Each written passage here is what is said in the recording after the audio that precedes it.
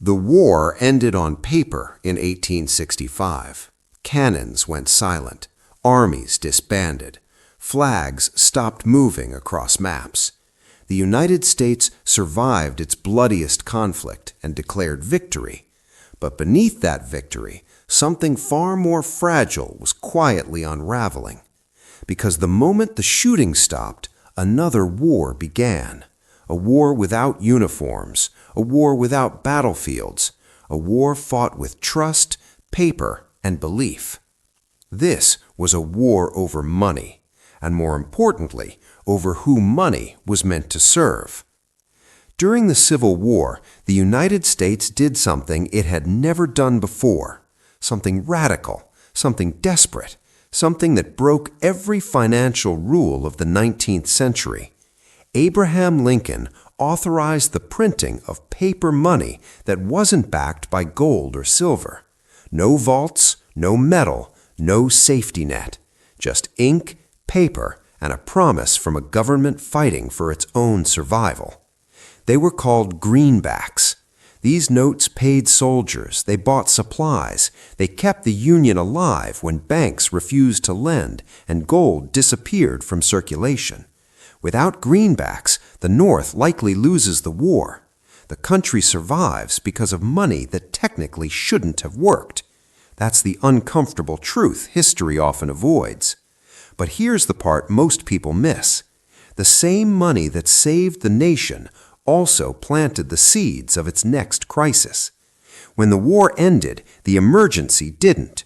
By the 1870s, the United States lived with two versions of reality at the same time. In banks, courtrooms, and international trade, gold ruled. Contracts were written in metal. Foreign creditors demanded it. Trust depended on it. But everywhere else, in farms, shops, factories, and pay envelopes, people used greenbacks, paper money whose value changed daily. One day, a dollar was worth 70 cents in gold. The next day, 65, sometimes less, sometimes more. There was no stable reference point, no anchor, no certainty. Imagine trying to run a business like that. Imagine borrowing money when wheat sells for $2 a bushel, only to repay it when wheat sells for $1. You didn't work less, you didn't fail, but your debt just doubled anyway. This wasn't inconvenience, it was chaos. In New York City, that chaos had a physical address, a crowded room filled with shouting men, chalkboards, and raw panic. The Gold Room. This wasn't a place where people traded goods or companies. They traded fear. Speculators bet on the price of gold relative to paper money. Every rumor from Washington moved markets. Every political fight sent shockwaves through the economy. When confidence faltered, gold surged and greenbacks collapsed. When hope appeared, paper recovered. The Gold Room became the emotional nervous center of the country. It was where belief was priced in real time. But belief cuts in different directions depending on where you stand. For farmers and debtors, greenbacks were a lifeline. Inflation made debts easier to repay. Rising prices gave breathing room. Survival felt possible. For bankers and creditors, greenbacks were poison. Volatility meant risk, and risk meant the United States could never be trusted as a serious financial power. European investors avoided American assets. Britain didn't trust funny money. Capital stayed away. America had won the war, but it was losing credibility. And that tension exposed a brutal truth at the heart of every monetary system. Strong money helps creditors. Weak money helps debtors. You cannot protect both at the same time. For nearly a decade, Washington froze. Inflationists wanted more greenbacks. Hard money advocates demanded gold. Every proposal threatened someone's survival. No compromise held. The country drifted, economically unstable, politically divided, and financially isolated. Then the floor collapsed. In 1873, the economy imploded. Railroads failed. Banks folded. Businesses disappeared overnight. Unemployment surged, wages collapsed, breadlines grew. The Panic of 1873 wasn't just a downturn, it was a national trauma. And when people suffer, they vote. In the midterm elections of 1874, voters delivered a message that couldn't be ignored. They crushed the Republican Party. The party of Lincoln, the party that saved the Union, lost control of the House of Representatives in a landslide. Power was slipping away. The old guard had months left, and in those final months, they made a decision that would shape the future of American money. If they couldn't win the argument forever, they would lock it into law.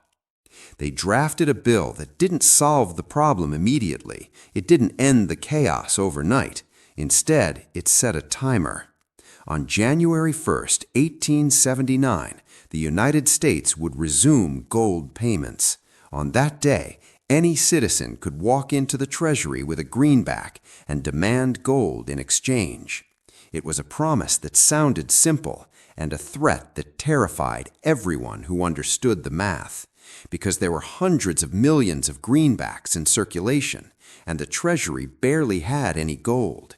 If even a fraction of Americans demanded redemption, the system would collapse within hours. The law was either an act of genius or a delayed financial suicide. Wall Street laughed when it passed. Traders mocked it openly. They called it a fantasy. Markets barely reacted. Gold premiums stayed high. Nobody believed the government could pull it off. But the law was signed, and the countdown began. What followed was not a political fight. It was psychological warfare. Because the success of the Resumption Act wouldn't depend on force, it would depend on belief, and whether belief could be manufactured without triggering panic. At the center of that impossible task stood a man who didn't think in moral terms at all. He thought in numbers. His name was John Sherman, and the fate of the American dollar was about to rest entirely on whether he could convince millions of people not to act. John Sherman did not look like a man about to ignite a national firestorm.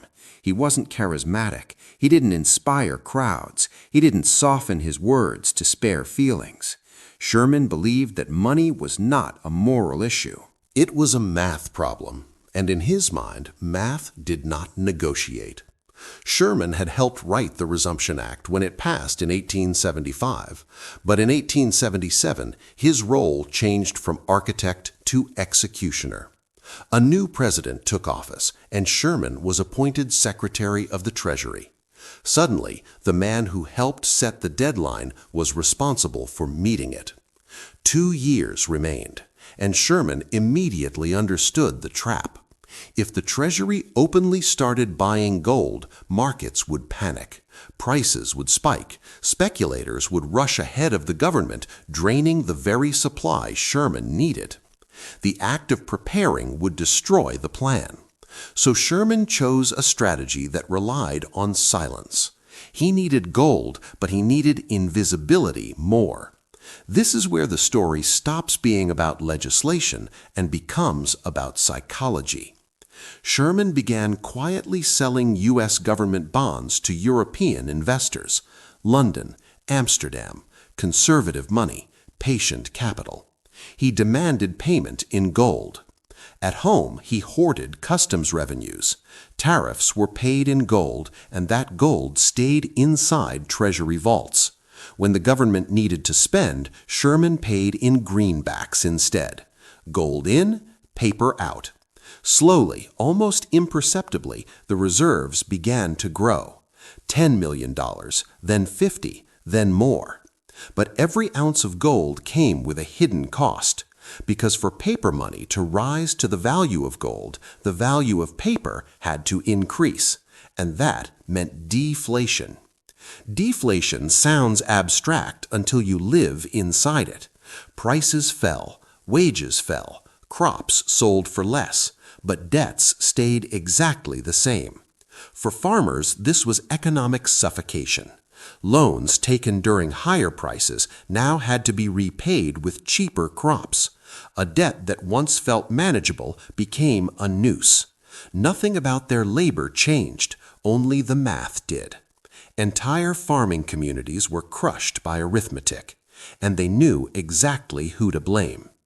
Anger spread faster than understanding ever could. A new political movement rose almost overnight, the Greenback Party.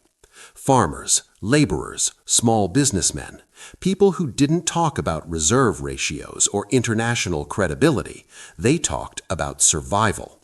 To them, John Sherman wasn't stabilizing the currency, he was starving the economy. His name became shorthand for betrayal. He was accused of serving bankers, foreign creditors, and distant financial interests. At rallies, his likeness was burned. In newspapers, he was painted as cold, heartless, and indifferent to suffering. And then the streets exploded. In 1877, railroad workers walked off the job. What began as a labor dispute turned into a national uprising. Rail lines were blocked, property burned, cities descended into chaos.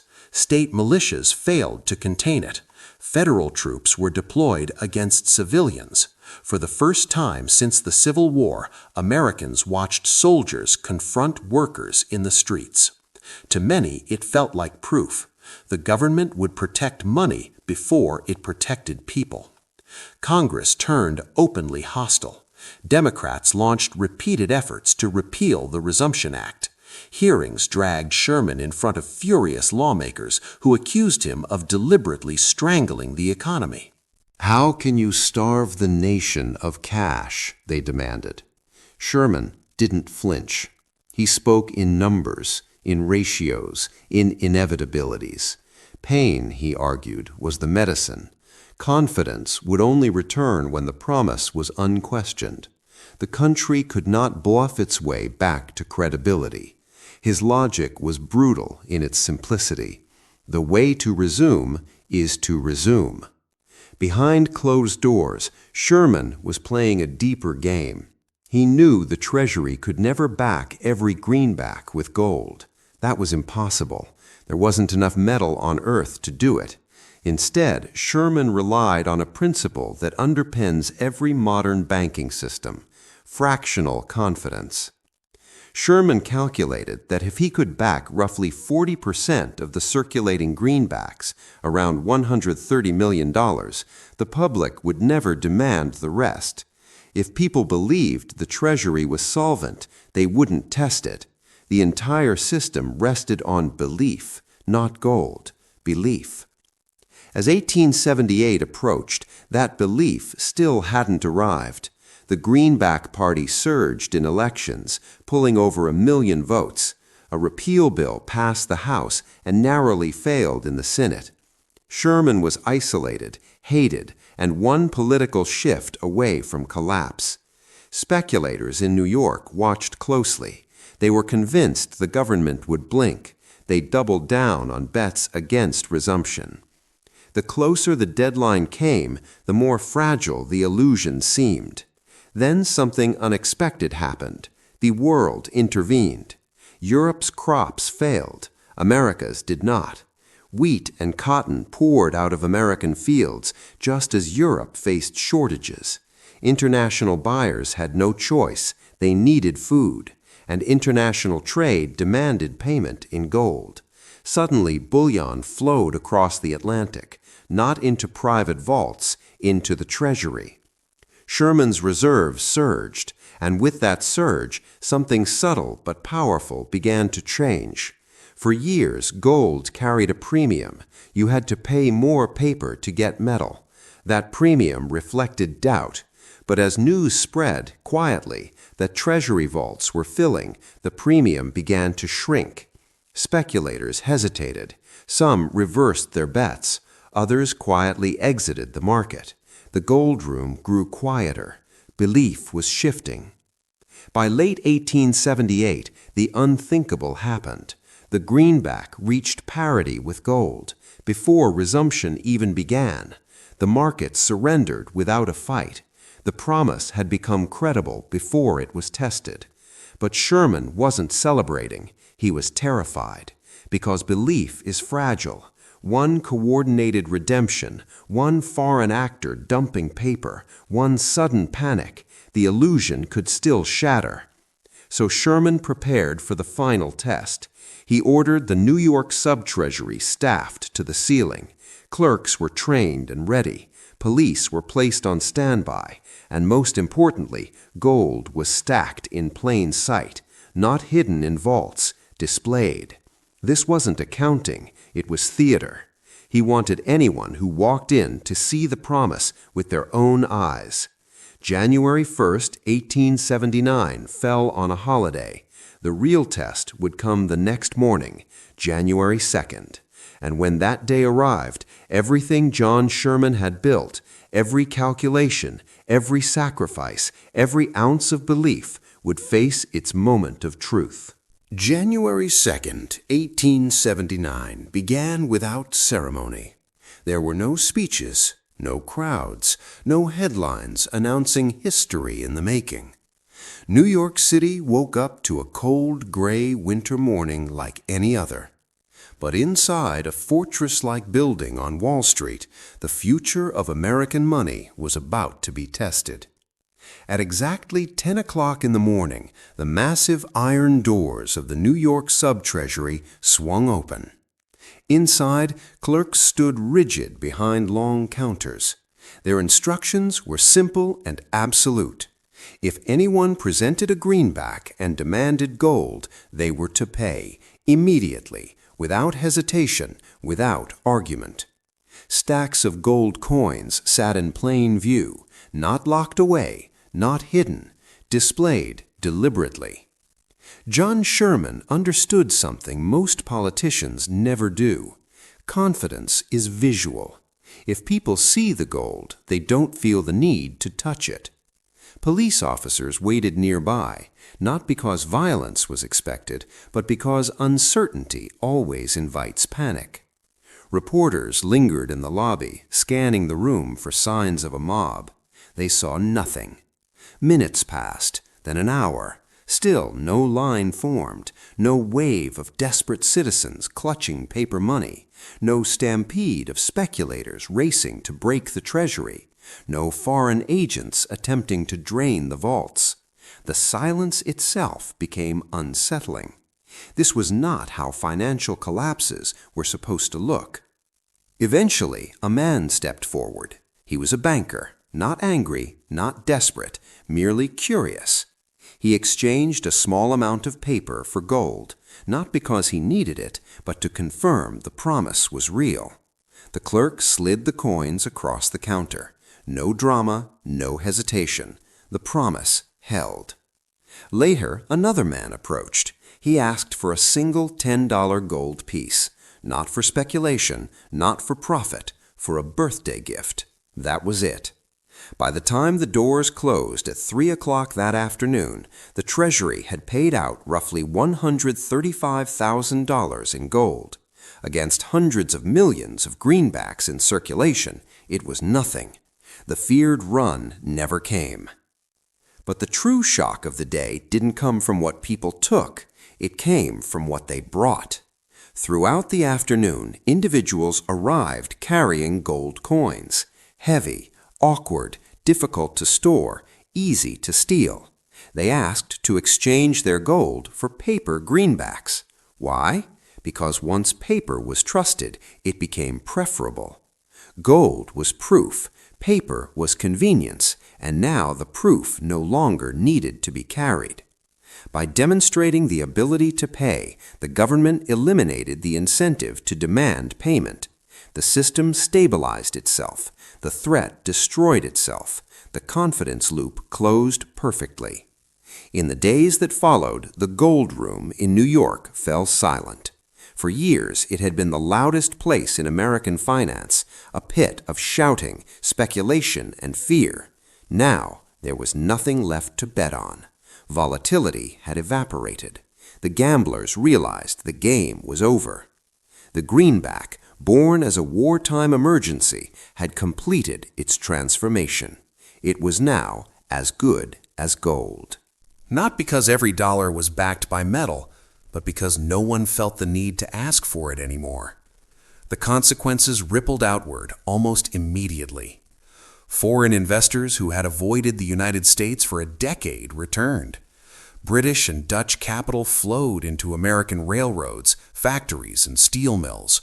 Credit expanded, not through inflation, but through trust. The stagnant, depressed 1870s gave way to explosive growth in the 1880s. Industry surged, cities expanded. The United States began its ascent toward global financial power. From the perspective of markets, the gamble had worked. From the perspective of balance sheets, the system was saved. But history is never experienced from balance sheets alone. For many Americans, resumption felt less like victory and more like betrayal.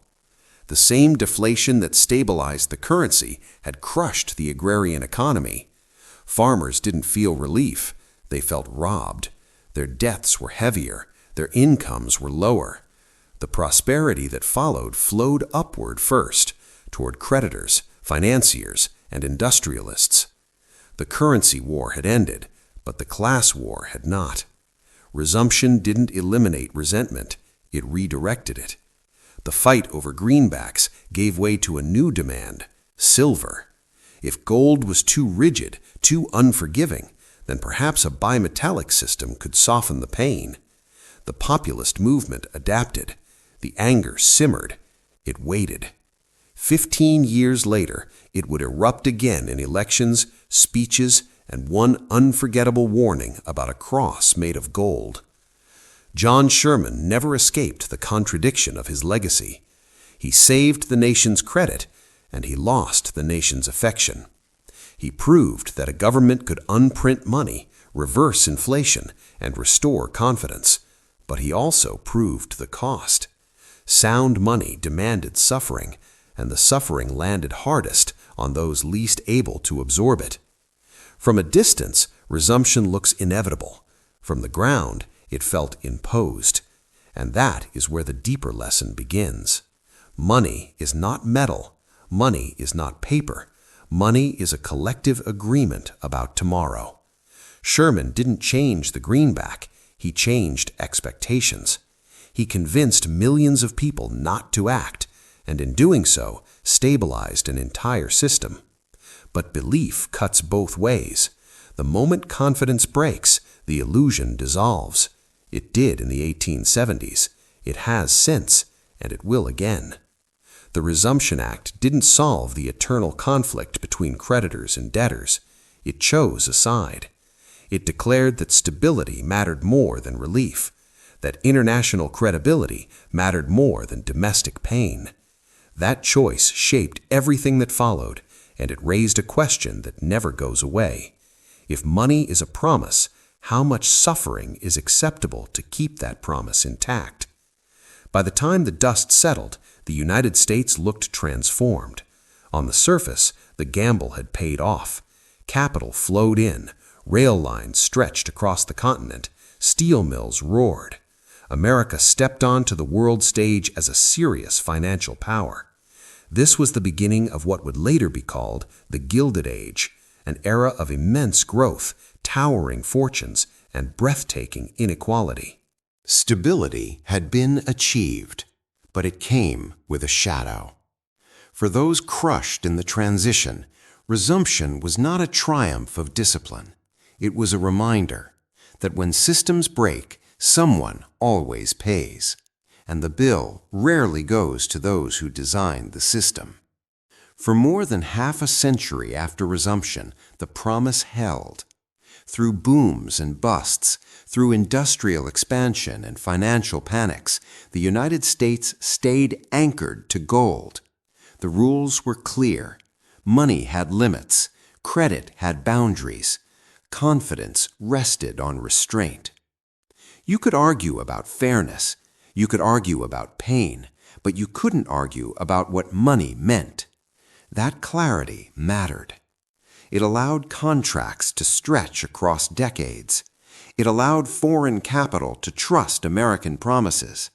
It allowed the United States to integrate fully into the global financial system and rise from a recovering republic into an industrial empire. The dollar became disciplined, and discipline shaped everything that followed. But discipline has a breaking point. By the early 20th century, the American economy no longer resembled the one John Sherman had stabilized. Industry had replaced agriculture. Credit had expanded. Banking had become complex. Debt was no longer the exception, it was the foundation. And then came the Great Depression. Prices collapsed, businesses failed, banks closed their doors. Unemployment reached levels the country had never seen before. What had once been the cure, deflation, became the disease. Debts didn't shrink with prices, they grew heavier. And the gold standard, once a symbol of stability, became a trap. In 1933, the country faced a choice eerily similar to the one it had faced 70 years earlier, but with the sides reversed. John Sherman had accepted pain to save the currency. This time, pain threatened to destroy the entire system. The government could preserve the promise, or it could preserve society. It could not do both.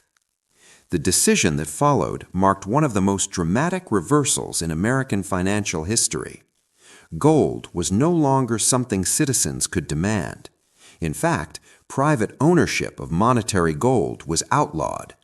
The metal that once anchored trust was pulled out of public hands and locked behind government doors. The promise changed. Money was no longer defined by convertibility. It was defined by management. The United States didn't just step away from gold, it severed the relationship. Why? Because hard money is merciless during debt crises. Deflation rewards savers, but it destroys borrowers. And by the 1930s, nearly everyone was a borrower. Businesses, households, banks, and governments were all leveraged. If the gold rules were enforced, collapse would be total. So the promise was rewritten. The system survived, but only by abandoning the discipline that once defined it. From that moment forward, American monetary policy followed a different philosophy. Instead of accepting short-term pain to preserve long-term credibility, policymakers chose to smooth crises as they emerged. Interest rates were lowered, money supply expanded, failures were managed instead of allowed to cascade. Stability was no longer enforced through restraint. It was maintained through flexibility. Inflation became a tool. This shift wasn't driven by ignorance, it was driven by memory. The political cost John Sherman paid became a warning to every future leader. He proved that restoring hard money was possible, but also that it was politically devastating. No modern government could survive imposing that level of discipline again. No electorate would tolerate years of falling prices, shrinking wages, and mass bankruptcies in the name of credibility. The math might work, the politics would not. So the lesson of resumption was inverted. Instead of forcing money to become hard, policymakers allowed money to become elastic. Instead of demanding sacrifice in the present, pain was deferred into the future, slowly, quietly, across generations. The result was not collapse, it was erosion. The dollar did not fail overnight, it lost value gradually. Inflation spread across decades is easier to accept than deflation concentrated into years. People adjust, systems adapt, the illusion holds, until it doesn't. This is where the symmetry of history becomes impossible to ignore. John Sherman lived in a world drowning in paper money and fought to restore hardness. Modern policymakers live in a world drowning in debt and fight to prevent hardness at all costs. Both systems rely on confidence. Both systems depend on belief. Both are fragile. The Resumption Act proves something deeply uncomfortable. Money can be rebuilt, but only through sacrifice. Someone always pays. The question is never whether there will be pain. The question is who absorbs it. In the 1870s, farmers paid. In the 1930s, savers paid. In the modern era, the bill is deferred to the future. This tension never disappears. Creditor versus debtor, stability versus relief, discipline versus mercy. Every financial crisis is simply a new chapter in the same argument. The Resumption Act did not end the conflict, it defined it. The United States became an empire by choosing hard money when credibility mattered most. It preserved its system later by abandoning hard money when the cost became unbearable. Neither choice was free, neither choice was permanent. And that leads to the final, unsettling realization. Money is not a structure, it is a negotiation, renewed again and again between governments and the people who agree to believe them. John Sherman won his battle because the country was willing, however reluctantly, to endure pain for credibility. The farmers didn't choose it. The workers didn't vote for it. The system imposed it anyway. That is what made the victory possible, and that is why it cannot be easily repeated. Every modern crisis tempts leaders with the same question Sherman faced. Should the system be purged or patched? Should confidence be restored through pain or protected through relief? The Resumption Act chose pain. It worked, but it left scars deep enough that no future generation forgot them. Today's monetary systems operate on the opposite assumption, that belief must be protected at all costs, even if the promise behind it weakens. Inflation is tolerated, expansion is normalized, stability is managed, not earned. This isn't failure, it's adaptation. But adaptation has limits. The Greenbacks were not truly killed in 1879. They evolved. Their spirit lives on in every fiat currency today, money backed not by metal, but by faith in institutions, laws, and future productivity. The lesson is not that gold was perfect or that paper is evil. The lesson is simpler and more disturbing. Money reflects who a society chooses to protect when the system is under stress. And when the next crisis arrives, as it always does, history won't ask which policy was correct. It will ask which belief survived. Because in the end, money is not what a government prints, it is what people refuse to doubt. And the moment they do, the illusion ends. History likes clean endings. It likes to pretend that once a problem is solved, it stays solved, that once a system works, it becomes permanent, that once trust is earned, it lasts. The Resumption Act tells a very different story. It shows us that money is never finished, it is never settled, it is never neutral. Money is an agreement renewed every day between governments and the people who choose to believe them. John Sherman didn't win because he had more gold than the market. He won because for one moment in history, belief held long enough to make the promise real. But belief is not permanent. It depends on conditions, on incentives, on how much pain a society is willing to endure to preserve credibility. In the 1870s, the United States accepted deflation, unemployment, and social unrest to restore trust in its currency.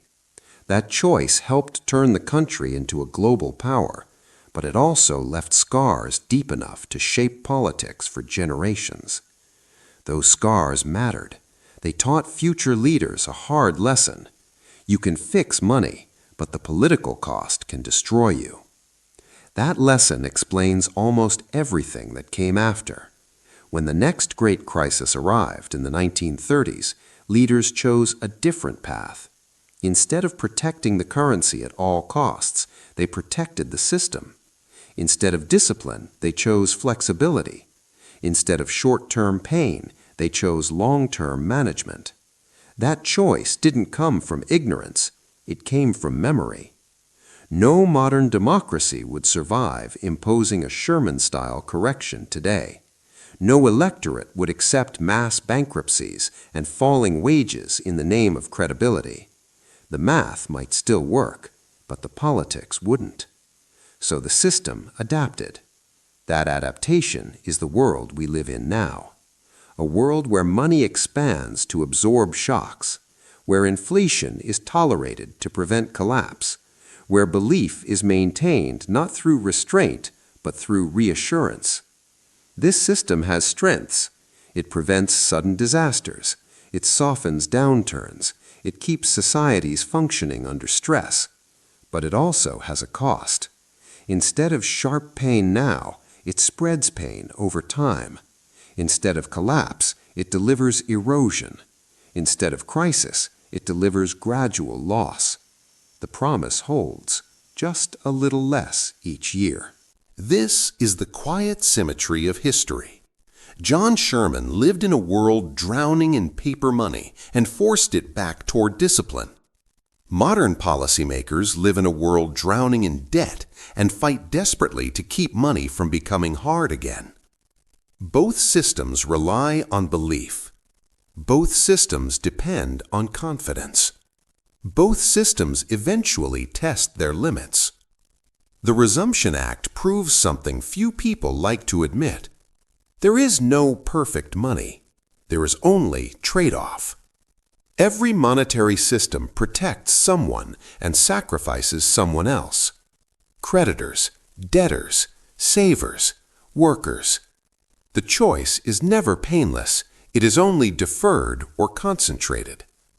In the 1870s, farmers paid. In the 1930s, savers paid. In the modern era, the bill is passed forward to the future. And that leads to the most important question this story leaves behind. Not whether gold was better, not whether paper is worse, not whether inflation or deflation is correct, but this. Who does the system protect when belief is under stress? Because that answer tells you everything about a society's priorities. The Greenbacks were not truly killed in 1879. They were transformed. Their spirit lives on in every modern fiat currency. Money backed not by metal, but by confidence in institutions, laws, and future productivity. That confidence is powerful, but it is not infinite. The Resumption Act reminds us that money is not just an economic tool, it is a social contract. And like all contracts, it only works as long as both sides believe it is worth honoring. The moment belief cracks, whether through inflation, deflation, debt, or distrust, the illusion breaks. And when it breaks, history doesn't repeat, it responds. So when we talk about money today, about inflation, debt, central banks, and crises, we are not having a new conversation. We are continuing an old one. A conversation that began long before Greenbacks, that survived gold, and that will outlast paper. Because in the end, money is not what a government prints, it is what people refuse to doubt. And the moment they do, everything changes.